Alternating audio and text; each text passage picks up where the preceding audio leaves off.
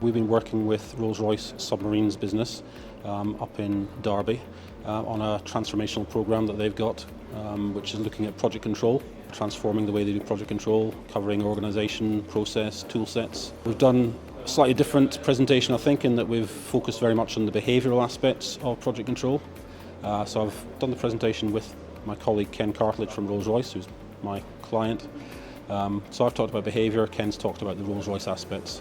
I work predominantly within the defence sector, where we operate very big programmes, very complex programmes, and using project controls is the only way you can operate. You have to plan, you have to monitor, you have to control. We use huge amounts of money, vast billions. If it was my money, that's what I would do. And I guess as a taxpayer, it is our money. We've got to think about looking after the money. We've got to control, we've got to be active.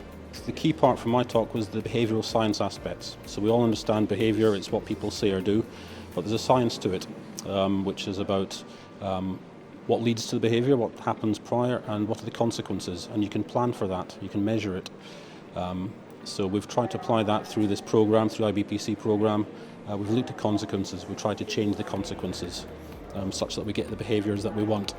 We try and manage the what's in it for me that people use when choosing what behaviour to follow. Well, I think budgets are being squeezed, and I think overhead type elements within programmes are always squeezed. So the value of a planner or the value of a project control person isn't always understood, but actually what they bring to a programme is so important. And we have to make sure that we stand up for having a good team that support our programmes and support our programme managers.